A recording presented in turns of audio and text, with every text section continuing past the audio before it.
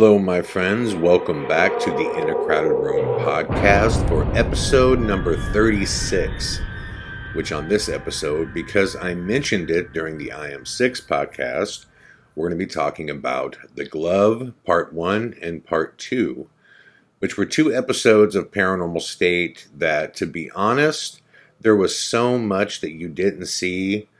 A whole season probably could have been made out of this one case. It was mind-blowing. It was a case where we actually did help. And again, there was just so much that happened that never made it to the public's eyes, simply due to time constraints. And that's one of the most difficult things about Paranormal State is that 22-minute format was just terrible. I mean, in 22 minutes, you're not even seeing the cliff notes of the cliff notes, It's really, really short. But this case was absolutely incredible from the start. For those of you that have never seen it, let me set up the premise here a little bit. The case was in Daisytown, Pennsylvania. There was a married couple named Eric and Lisa, and there were 3 children, I believe. I think there were 2 boys and 1 girl. And Lisa and the daughter are experiencing intense activity, but Eric and the boys experience absolutely nothing. And when I say intense activity, Lisa is saying things are flying around the house, she's getting scratched, the daughter is seeing full body apparitions, they're hearing footsteps, knockings on the wall, whisperings when they sleep. The full Monty, the whole bonanza of paranormal activity. Just about everything you can name short of full-blown possession is going on, but for some reason, only the females in the house are experiencing it. Now, the house itself sits on top of this old coal mine, okay, that ran right below it. And this is very common in Pennsylvania, where these old coal mines just run through an entire town. So someone buys a house and they think they're sitting on normal land, and they're actually sitting on a coal mine where hundreds of people died either from collapsed mines or the black lung or all kinds of illnesses related to old school coal mining. Okay, that's what we know going into it, right? So this is I want to say my 3rd or 4th case that I ever did on Paranormal State. So I show up, and right away, Eric is just very standoffish about the whole thing. He is not a social guy. He does not appear to trust anybody. He's very, very short with any answer that he gives. He's not being conversational at all. You can tell that this whole thing, the episode, happened because his wife was reaching out and she really wanted to make this happen. He was doing this for her more than anything else, but he just thought the whole thing was BS. So the episode starts, and at this time I'm not director or anything, I'm just a member of the team, and my job is to simply document. That's it. Keep that in mind. My job on Paranormal State, that's always what it was. It was never to intervene at all with the family or the clients. My job is to simply go in and document whatever may occur, and then afterwards give that documentation to Ryan and the team, and they can determine if that documentation aligns with the reports of what is going on, in the house. So, and as far as Eric goes, the reason I know that his conversation is short and all this stuff is because he's kind of shadowing me, and I'm noticing that he's around me a lot of the time for whatever reason. Can't really figure out why in the beginning. So a lot of the conversation that's happening with him, it just happens to be within earshot of me. And the other reason is just pure body language. You can just tell when somebody is not cool with what's going on. So after doing all the interviews with everybody, it's time for the first investigation, which I'm really interested to see what's going on because Lisa strikes me as excessively honest.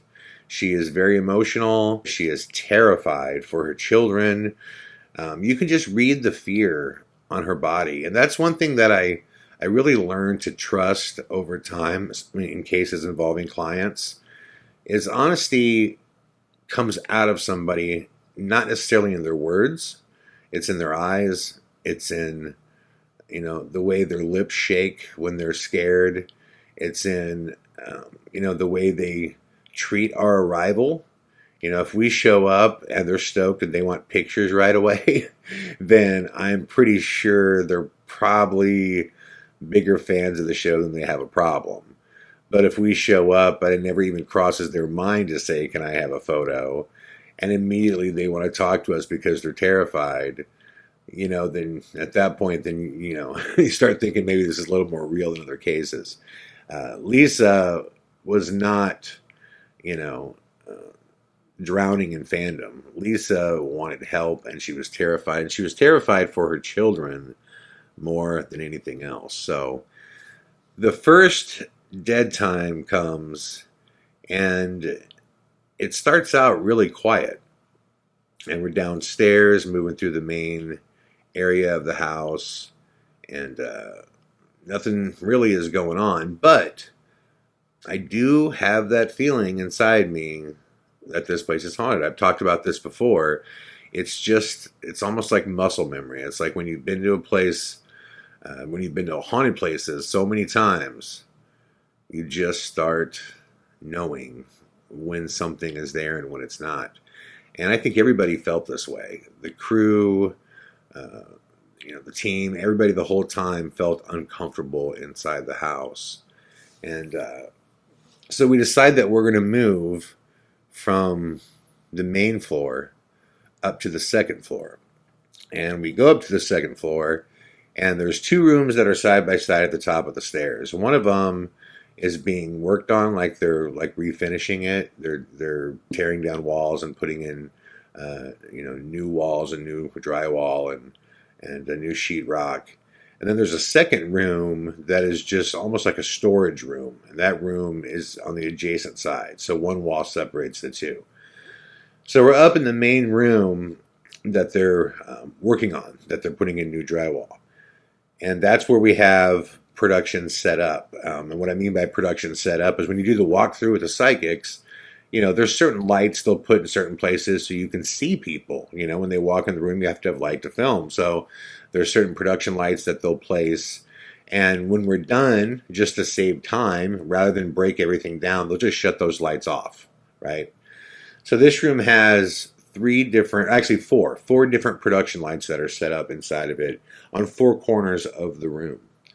So in that room, we just have this feeling that something is there. Everybody agrees that this room just feels just creepy as can be, but nothing's happening yet.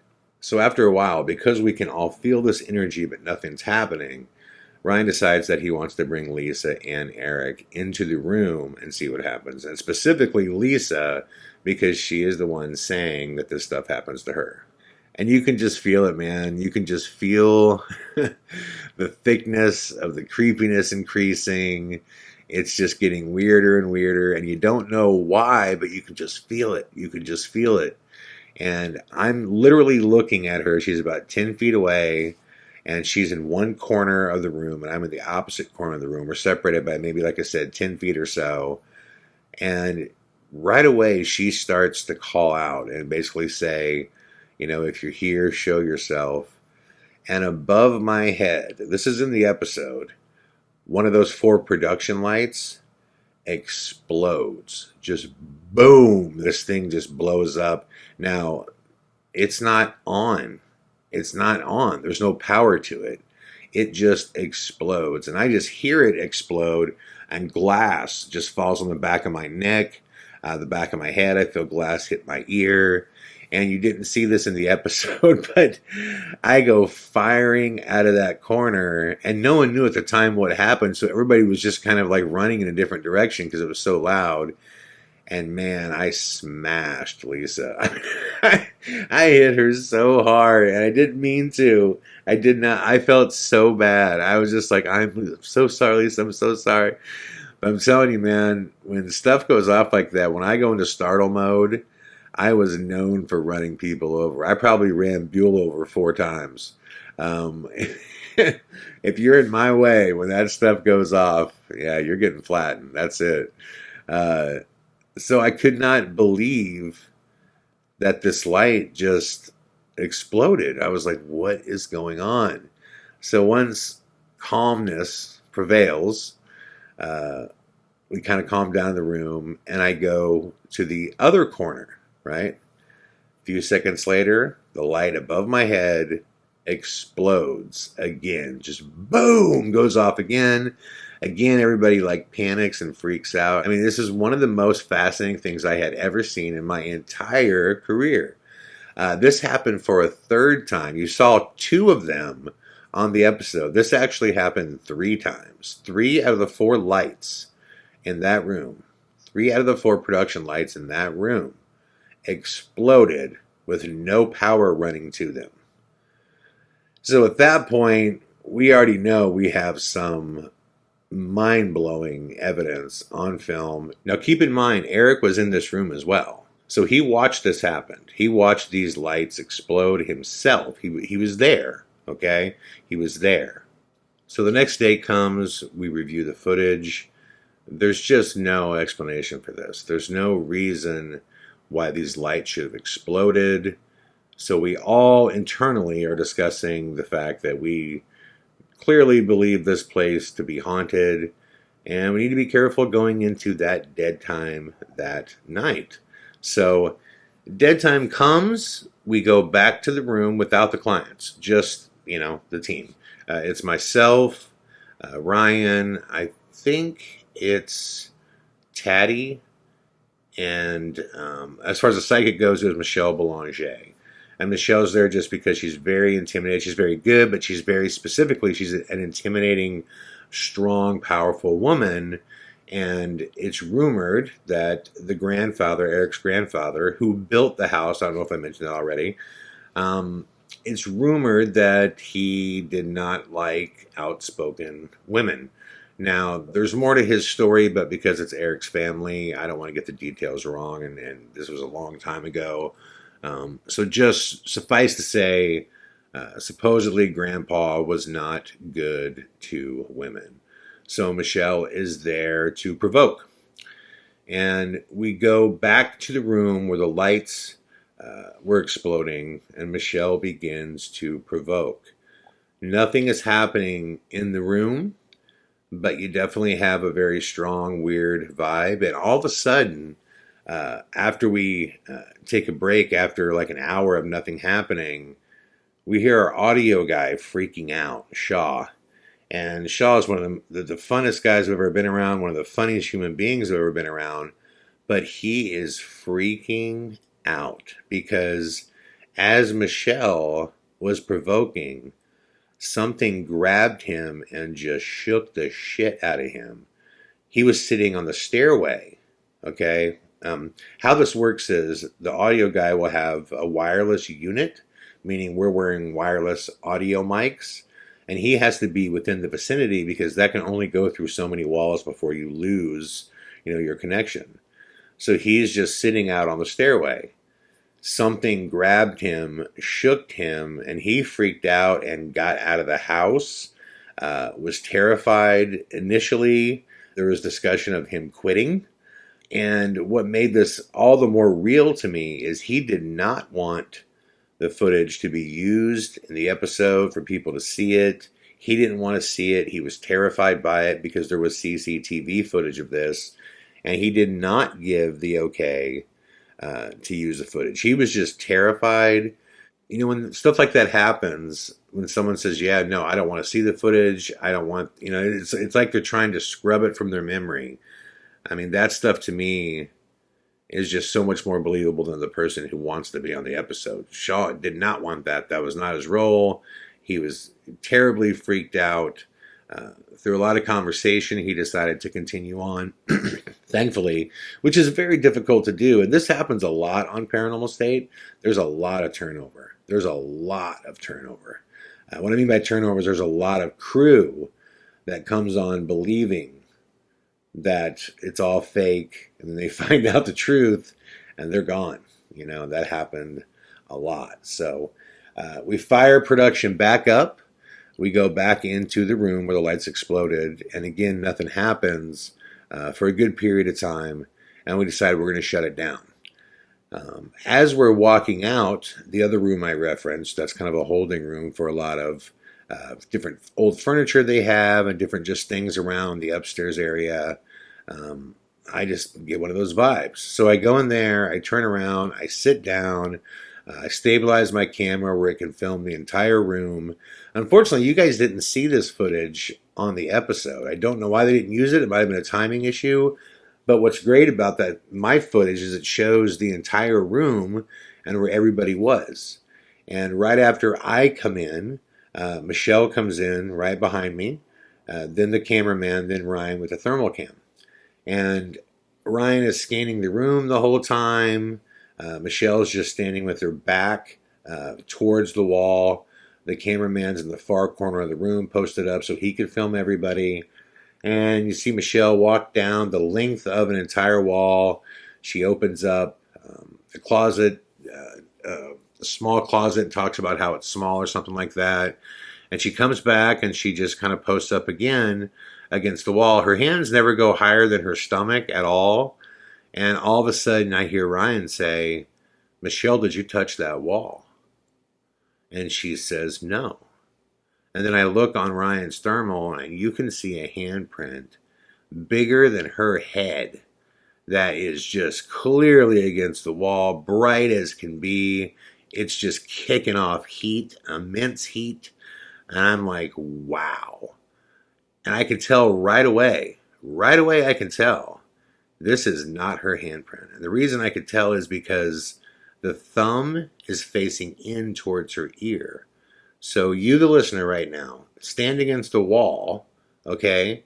Now, if there is a handprint on the right side of your head and the thumb is facing in, if you were to do that yourself, you'd have to take your left hand and put a handprint right next to your ear with the thumb facing in. Not only would it be difficult to do, you'd clearly see it. You'd have to twist and contort your whole body to do it. And there's just no way. She didn't do that. I have her on film the entire time. And not only that, again, the handprint is bigger than her head. So it's way bigger than her hand. And the handprint is just staying there. It's not like it's dissipating. It's like it's holding heat as though someone is just standing there and keeping their hand against the wall. In fact, you didn't see this as well. I know it was a timing issue. I put a fresh handprint right next to it. And my fresh handprint showed up and completely dissipated and disappeared before the original handprint that Ryan filmed, before that handprint dissipates. Before that handprint dissipates. So this was shocking. I mean, it was like something was standing there to let Michelle know, I'm right here. I'm right here. In my gut feeling, I believe Michelle was provoking, and I believe Grandpa wanted to let her know, I'm in this room with you. I'm face to face. I'm right here. It was some mind-blowing, scary stuff. Eventually, the handprint did dissipate, and we realized the following day we had some work to do to try and recreate this or figure out how this was possible. So we shut down dead time and went to bed knowing we had a big day ahead of us the following day. So the following day comes and we have to come up with an idea as to how this could have happened. Well, it was pretty easy to determine that none of us touched the wall because we have footage. You have my footage, we have the thermal, every second that anybody was in that room, we have covered on film. So we know for a fact nobody touched the wall. So then it becomes a spiritual question, if there was a ghost per se in the room, how is this handprint appearing? Why is it so big? Why is the main print all one color, which means all one temperature? And to make a long story short, eventually we realized that if Grandpa was in fact a coal miner, he'd be wearing coal mining gloves, which they had a coal mining glove there. That was exactly like the one that he would use. And when that glove, Ryan put that glove on, and touched the wall and then took his handprint off, they were almost identical, the thermal imprints were, to what was captured the night before, to the fresh print that he put up with the glove on. The glove made the handprint so much bigger because there's the the elongated fingers of a glove. These are very, very big gloves. And it became all one color because a glove holds your body heat inside of it, and it heats the surface of the glove up to one temperature. So the main hand was almost like a hand stamp more than a print, because it was all one color. The heat was all one color. So it was just a fascinating piece of evidence, what I believe to be the best single piece of evidence ever captured on Paranormal State. So at that point, look, we just know we have enough incredible evidence to present to Eric and Lisa.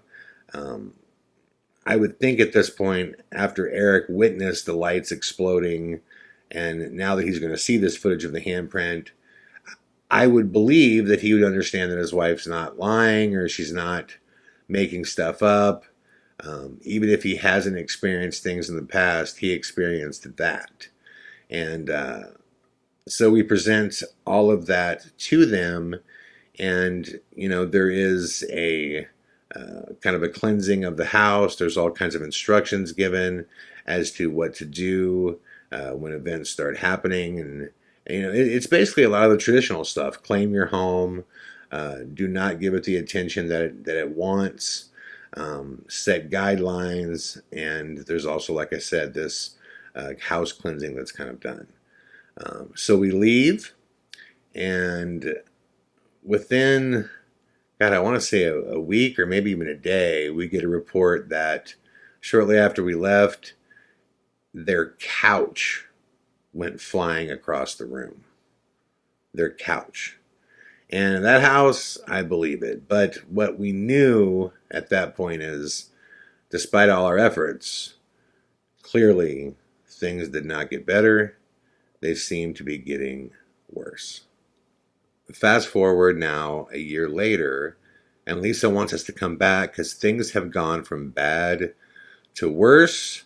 Not only has the activity increased, Eric, according to her, believes that she is crazy, thinks that we somehow hoaxed everything.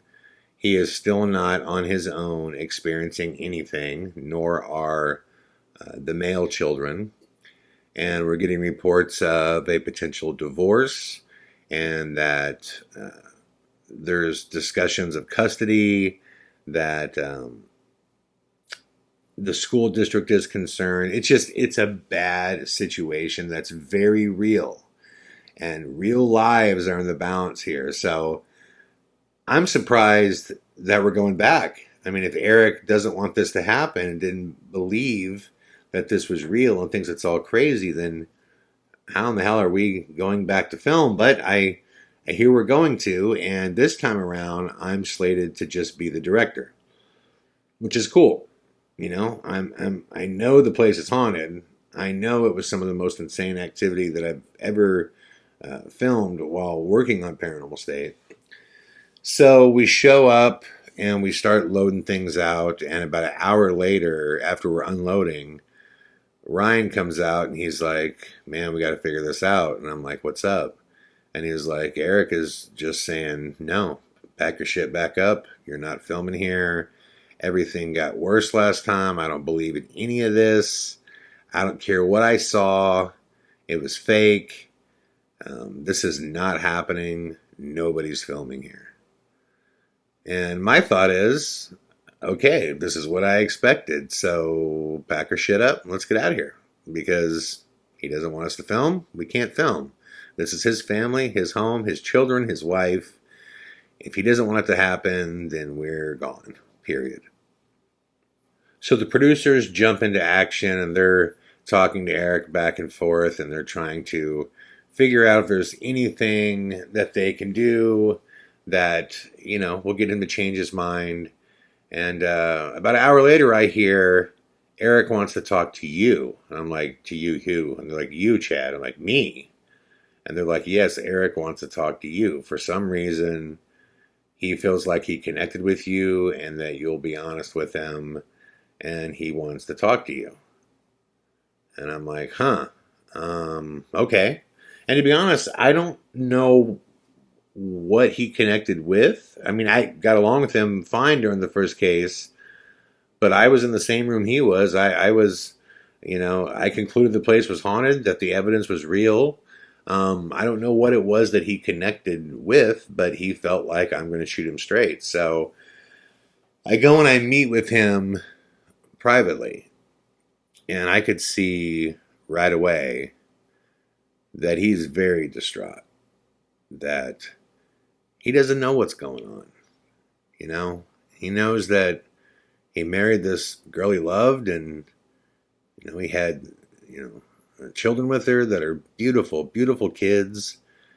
And suddenly his world was flipped upside down, and he's hearing reports of things getting thrown, and his kids getting hit with things, and his wife's getting hit and scratched, but he's just not experiencing it. He's not experiencing it. So because he's not, he's in skeptic land. You know what I mean? He's looking for real world reasons. And if it's not a ghost, he's sitting here going, well, there's only two parents in the house.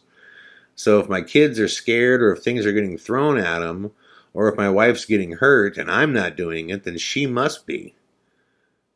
So you can tell it's not like he wants to divorce her. It's not like he wants to, get into these custody battles. He doesn't want any of this to happen. But he's just not experiencing it on his own. And he's looking at this TV show the way any skeptic would. Fuck you guys. This is TV. This is an episode. You guys are selling commercials. This is my life, man. This is my life. And that's basically what he conveys to me, in which I tell him the truth. Eric, I may work for A&E right now, but trust me, I get it. I will pack this whole crew up right now and we could bounce. I completely understand. I respect you. I respect that this is your property, your family. I totally get where you're coming from. We don't, if you don't want us to shoot, we're not going to shoot here. And I'm not going to be like pissed, like I understand. If it was my family and I didn't want something to happen, it wouldn't happen. And he basically pauses and takes a very long pause, probably 2 or 3 minutes. We just sat there in silence. And he looks at me and he was like, so that was all real? And I go, what, the lights? He goes, yeah, the lights blowing up and stuff. I go, Eric, yes, you were there. And he goes, well, I don't know what you guys do. And I go, Eric, there's nothing that we did. It's not like we planted explosives or something. I mean, those lights had no power going to them. They exploded. And he goes, for real? I'm like, Eric, on my life, yes. And I go, you also saw the handprint. And he goes, but again, I don't know what you guys do. And I go, Eric, there's nothing I can do to create that. We couldn't recreate it for the time period that it was filmed. And you saw the footage of the whole room. You can see everybody, like no one touched the wall. And you can tell, again, when you're not experiencing the paranormal, then it's not an option. So the only option is that somebody faked it. And I understand where he's coming from because he's not experiencing the paranormal. And he said, well, just explain to me why my wife and daughter experience all this, but I don't. And I said, yeah, Eric, I can't explain that. I go, that's the thing about the paranormal is it's just a field full of questions, brother. I mean, often one answer leads to a dozen more questions. And we're just trying to figure out how we can help here. And he's like, you guys aren't faking stuff. I'm like, Eric, we're not. And you got to believe me, man, I would not fuck with you and your family and your marriage and anything. I go, it doesn't matter to me. Like, this episode doesn't matter to me. It's not like that would have such a great value that I would just destroy a family. I go, there's a million haunted cases out there, a million hotels that would love to have us come because they'll have great business, that'll make a great episode, and I've done all that stuff. Why would I say, no, let's go to a case where we can destroy a family potentially? I got to be honest with you. This is scary to me going into it, because what if we do something that causes you guys to completely split? Some rift occurs, and that is just, the straw that breaks the camel's back. I go, man, you think I want to wake up with that on my conscience? I don't. I'm like, the only reason that I would want you to do this is if you want to do it and you want answers, because I think, there's something going on here, and there's a reason why you're not experiencing it, and maybe we can help with that. And he thought about it for a long time, and he just said, I don't know, man. I don't know. He goes, I guess I want to talk to you because I feel like you're the one person here that would tell me the truth. And I said, do you believe that? And he goes, I do. That's why I asked for you. And I go, well then, Eric, please understand that if I'm the honest guy that would tell you the truth, I would not be working with a bunch of scumbags that are tricking people and, doing anything just to make TV. I go, I would not be associated with people like that. So if you trust me, that's like saying you trust my colleagues, because I do. So just please consider that. 2 more hours goes by, and eventually we hear that Eric has now decided that we can film. So going into it, because I have this rapport with Eric, Ryan decides that I'm going to be a part of this active investigation again while directing at the same time. In which, really, I'm just talking with Eric and just gauging his emotions the whole time. Well, during that episode, something incredible happened. During a dead time with Katrina, it was myself and Katrina back in the room where the lights exploded. I'm sitting right next to her, and her camera is right next to mine. Okay?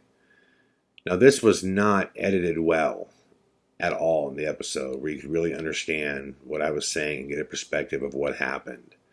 So to recreate this and to re-explain what this was, I am literally sitting side by side, touching shoulders with Katrina. Our cameras are maybe 12 inches apart. All of a sudden I hear Katrina say, "What was that?" And I don't know what she's talking about. And she starts freaking out and looking around the room. And I'm like, "What are you doing?" And she goes, "You don't hear that?" I'm like, "What?" And she's like, "There are footsteps around this room right now." And I'm telling you, that room was dead silent. I'm like, "Katrina, what are you talking about? This room is completely quiet." She goes, "No." And she goes, "Chad, you don't hear that." I'm like, "No." I didn't know what she was talking about. So after dead time is over, we go and we review the audio from her tape and mine. Now, remember, our cameras are maybe 12 inches apart. Maximum 15 inches. So anything that's on one camera should be on the other. On her camera, you could absolutely hear footsteps, knocking. I mean, it sounds like someone is walking in a circle around us. On my camera, that was directly in front of me, it's dead silent. Nothing. So we were able to actually show this, which I shared this with Eric. And I was like, "Look, man, you're not experiencing things while she is simultaneously experiencing things. Somehow, whatever's here, it has the ability to present itself to whomever it wants to. And it's not presenting itself to you or your sons." Well, you have to keep in mind that the legend is, again, Grandpa built the house. Grandpa is Eric's grandpa. He built the house that sits on top of the coal mine that he worked and died in. Okay? Supposedly, Grandpa did not like strong women, especially women that were deemed to be uppity. So, if there is a haunting there, and if it's grandfather, why would he try to haunt and scare his own family? So it's starting to make some kind of sense now. So when I present this evidence and show it to Eric, he basically says, "So I'm right." And I said, "Yes, but you know what? So is she. So is she, man. And she needs you. And you need her." And I could see in his face, he wanted this. He wanted to understand so badly. And I felt so good about the work we did as a team to document this, to show him that neither of them were lying, neither of them were crazy, that this was happening. Now, furthermore, there was a bunch of research done that delved into the religious beliefs of Grandpa. I don't know the exact name of the group that he was involved with, but Michelle was familiar with it. And she was familiar with this burial ritual that was supposed to be done, that if it wasn't done, there would be some kind of disturbance spiritually, which clearly this was going on in the house. So Lisa went there under Michelle's direction and Ryan's, and this religious ritual that basically put the dead to rest, where they can just rest eternally, eternal sleep. This was done. From that point forward, the paranormal activity stopped. Which that case made me so proud to be a part of that process, because it was just, so much humanity was on the line. This was a marriage, this was children, this was custody. If you take the wrong step, you could affect lives forever. Forever. And that was one of those cases where, fortunately, we did everything the way we should have. We found answers. We found a way for the family to understand what was going on. And I didn't, but the rest of the team, including Michelle and Ryan, they found a way to spiritually make all these things stop. So, like I said, I was just proud to be a part of it. So, with that being said, I hope you enjoyed more behind-the-scenes info on what occurred in those cases. This kind of wraps up a little trilogy of Paranormal State cases, and I'll do more of these in the future as well. There's some other stuff I want to talk about, but I have no problem discussing any of these cases with you guys, especially if it's something that you enjoy, because it's a really cool part of my history, and the fact that there's a public record of these things out there. That's probably the coolest part about doing the show, is just there's so many public records of these cases. So thank you guys once again for listening to the In a Crowded Room podcast. It means the world to me. I will be back tomorrow with more. All the best.